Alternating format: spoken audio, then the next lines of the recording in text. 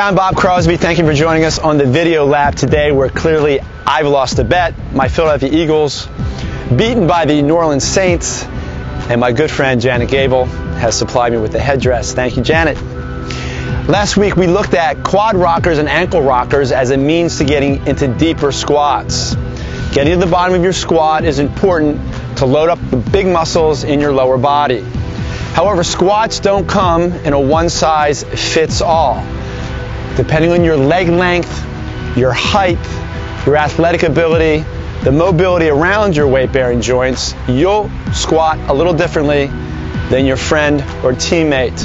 And that's fine as long as your mechanics are as good as you can make them, given the limitations you have. I'm going to show you 3 progressions on the squat, body weight squats, that you should be able to master prior to loading your squat with any kind of external weight or resistance. Let's take a look at those 3 progressions right now. All right, the most basic body weight squat is one that we'll do with our feet set between shoulder width to a little wider than hip width apart. If your feet naturally turn out, you'll allow them to turn out. You want to stand as naturally as you can here if you're having a conversation with me. You're going to place your arms out in front of you. That's going to counterbalance your weight as you push it back into your heels, bending it at the ankle, knee, and hip joints. Keep your head up. Also, keeping your eyes forward or slightly up will also encourage your hips to move in the proper pattern from back and low to up and forward. Push your hips back. Get your weight in your heels. Keep your arms extended. Pause at the bottom and drive up through your heels. Let's take a look at that from the side. Feet shoulder width to a little wider than hip width apart. Your call. Arms out. Head up. Eyes up. Push your hips back.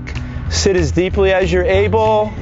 Weight forward through your shoulders is going to help you maintain a good spine angle through the squat. That's your beginner squat. The way to progress that squat is to do what's called a prisoner squat.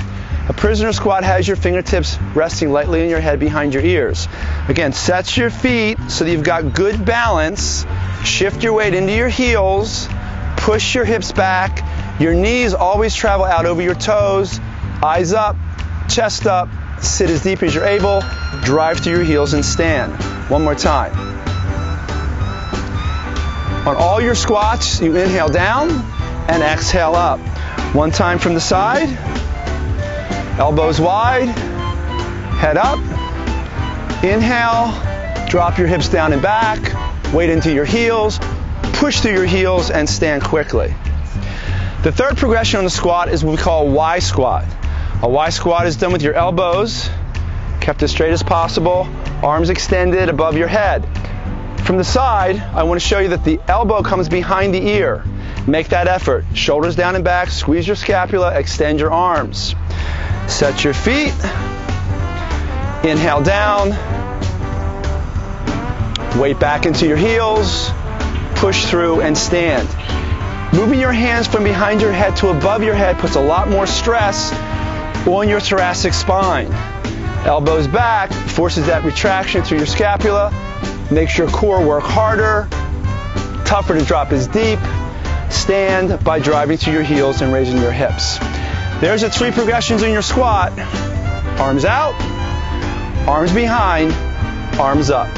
For Bob Crosby in the video lab, do work. Go Saints.